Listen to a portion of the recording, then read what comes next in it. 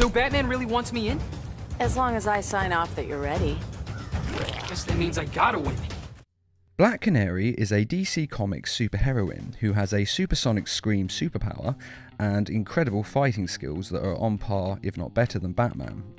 And this version of Black Canary is based on the Injustice video game Injustice: Gods Among Us. Black Canary is not in the first Injustice video game, except for one moment where the alternate dimension Green Arrow is looking at a picture of the Black Canary from his home dimension.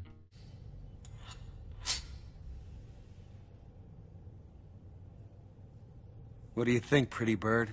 Perfect as always? The reason she is not in the video game is because she was killed by Superman during the second year of the regime's rise to power. But if she is dead, then how come we've seen her in the second Injustice game trailers? I mean, how can she feature in the second Injustice game when she's of course dead and wasn't in the first Injustice game because of this? It can't be you, Dinah. I have the heat vision scars to prove it. Well, although she was mortally wounded by Superman and declared dead by the insurgency, along with the rest of the world as her death was televised worldwide, she did not in fact die. Dr. Fate came on the scene shortly after Black Canary was wounded and Superman had left, and he sees that Black Canary is dying and that it is her fate to die. Then he decides to hell with fate, though he puts it a little more strongly than that, and decides to save her. So instead of letting her die, he transports Black Canary to another dimension and heals her wounds.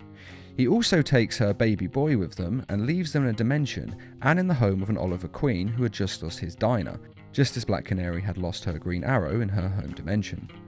Even though these are two-dimensional duplicates and are the same people as each of the ones that the other has lost, this Black Canary and this Green Arrow have never actually met, so Fate cannot guarantee that they'll be happy, but he wishes them the best and leaves them to it.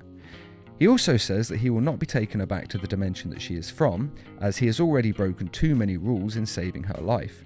So exactly how she ends up in the Injustice 2 video game is as yet unknown, as the game hasn't been released yet, but that is how she is live to be in the second Injustice game. Obviously though, we can assume that Black Canary will be brought over, along with Green Arrow, to the Injustice universe. So has Bruce ever sat you down for the talk?